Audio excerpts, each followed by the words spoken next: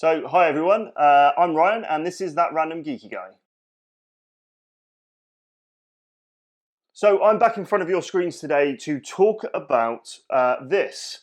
This is a mobile emulator. It's actually by a fairly common brand within this kind of space. So, this is from a brand called Anbernic. Anbernic is, I believe, how it's pronounced, and I'm not kind of butchering that. And this particular model is the RG351P. Now, before we get into detail, I kind of want to show you this, crack it open, show you kind of what's going on inside.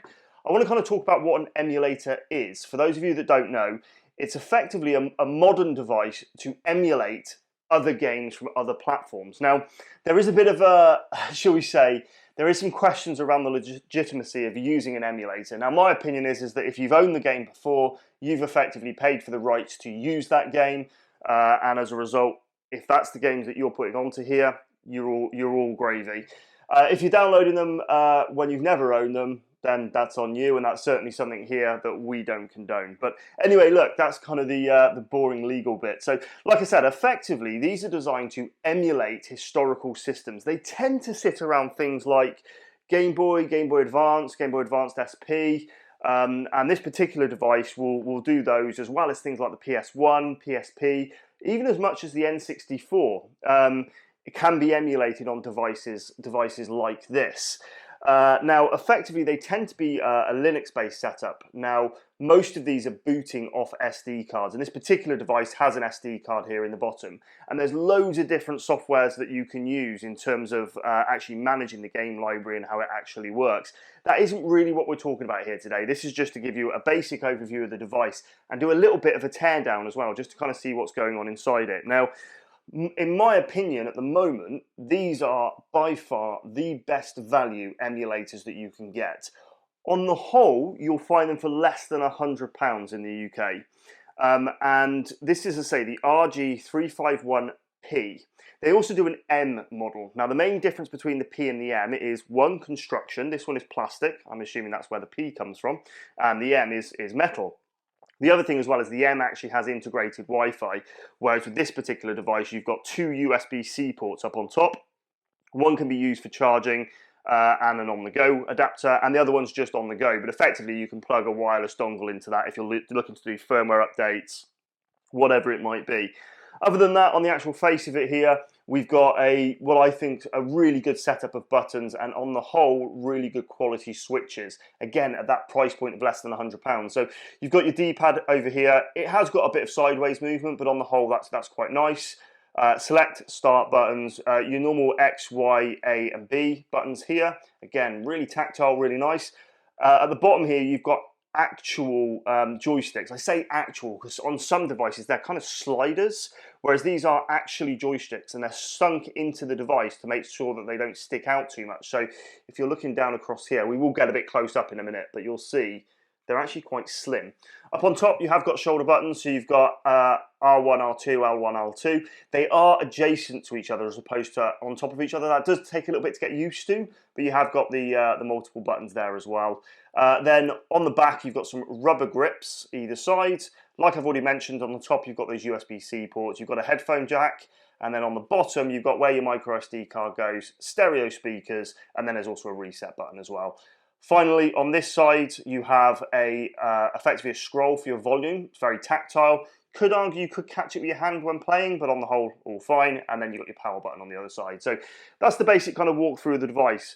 What I want to do is actually kind of break this down so you can kind of see what's going on in the back. Now, this is going to be completely new to me as well because I've not actually done this. So it's going to be the first time that I'm taking this apart with you guys on camera. So fingers crossed it goes okay. So let me get you a bit closer and we'll have a look and see what's going on inside this.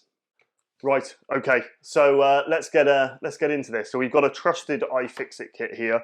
These are using slightly proprietary Torx bits, but let's get into this. I've got to try and find the right bit first. This is always the fun bit.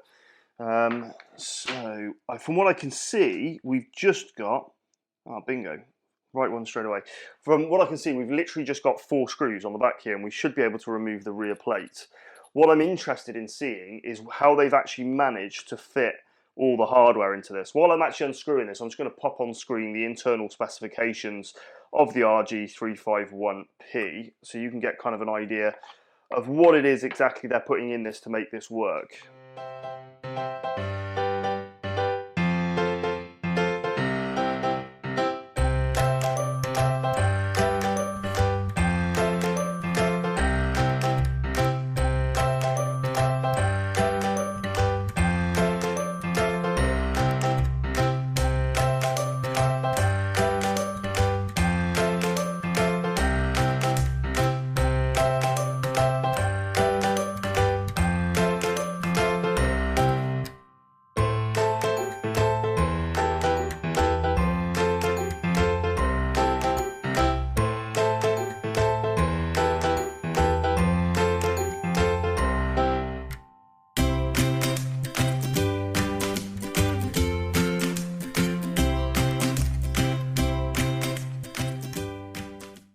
Okay, so we are in. So what you're going to notice, I'm actually going to bring this up a little bit closer so you guys can see it.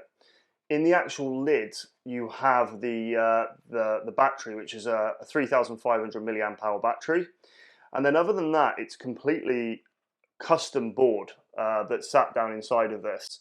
With actually interesting to see, the joysticks here are on separate little boards and connected via ribbon cables. So that says to me that that's actually user replaceable. So if you were looking to get different joysticks or whatever it might be, that appears to be completely user replaceable.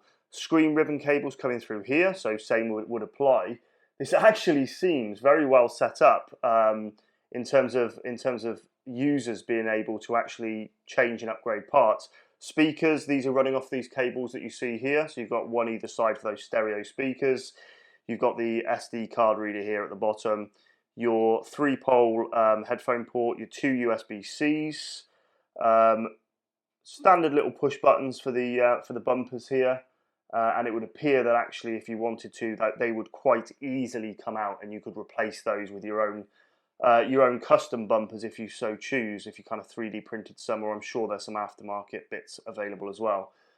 Other than that, it's actually fairly simple inside. You've got a large heatsink here that's going to be covering the main processor slash kind of GPU.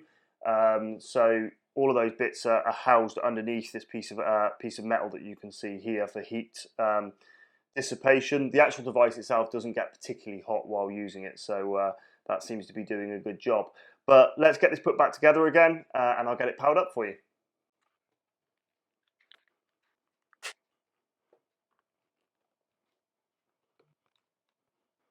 Okay, now we've got the mini teardown complete. I want to just kind of jump in and show you this working. Now, in terms of the OS on this, like I said, it boots from the micro SD card. There's loads of different OSs out there, depending on where you buy this from. Might change what OS you actually get. Sorry, it's really fingerprinty where I've been manhandling it. But anyway, this one I'm running 351 Elec. It's one that I've put on there. It's the one that I've found to be one of the best, and definitely recommend it. But look, let's just kind of tap this and boot into the menu here. So it jumps straight into favorites, you'll see here. Now, apologies that I'm kind of having to share this with you in this fashion. This particular device doesn't have a HDMI out. These USB-Cs, they're not, you know, they don't have the ability to do display, so you can't actually do any kind of proper form of screen capture. But I can show you this way, even though I'm upside down. So you've got things like Game Boy, your Game Boy Advance, you know, all your different consoles and bits and pieces on here. These are all ones that I've experienced over the years. And I'm probably going to show you, you've got your PlayStation, your PSP, I'll probably show you the Master System. Now the reason I'll show you the Master System is I've only got one game on here for the Master System because it's the one that I played the most when I had a Master System, which is Alex the Kid, because it was actually built into my system. So if I go into this and tap into the menu system here, you'll, oh sorry, let me just go back from there. There we go, pushed the wrong key because it was upside down. There we go, if I select in there you can see I've got the one game. The actual OS here shows you kind of a bit of a clip of the game, and then if I kind of jump in, it will then load into the game. Now what I love about this is it remembers your last play state. So once this is loaded, it will load into where I was the last time I played. And there we go. Make sure I can actually see what I'm doing. Oh, I'm selecting where I'm going. Okay. There we go. Super. So it says where I was the last time I was playing. So you can see me just kind of moving back and forward there, down in the little corner. and then if I want to come out of the game, all I have to do is just hold the select button and push start twice, and this will then take me back out to the original menu system here, and we can go out and back from here. You'll notice it all loads really quick and really kind of simple, but let me just kind of jump out back into the main view, and I'll give you a bit of a conclusion of my initial thoughts. So there you go, that's a basic overview and teardown of the Anbernic, which I'm probably still butchering, RG351P, which is, in my opinion, from the research I've done and the experience I've had, one of the best value emulating devices you can get for less than £100. And I think actually people who are kind of really into these things, there's some big channels out there that cover kind of retro gaming, that sort of stuff. I think they probably agree that this is exceptionally good value.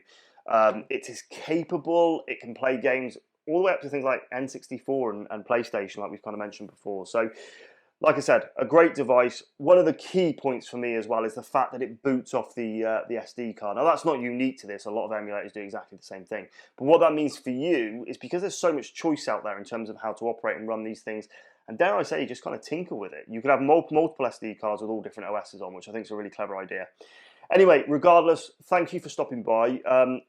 Obviously, in recent months, there hasn't been a huge amount of videos from me, and I kind of explained that in my last video. But if you could support the channel, hit the subscribe button. I really appreciate it. And also, you can head on over to thatrandomgeekyguy.com and pick up one of our massively supporting Traces t-shirts. It's got motherboard traces on it on the logo. It really helps me out. It means that I can get more stuff like this and do more videos and get more things in front of you guys.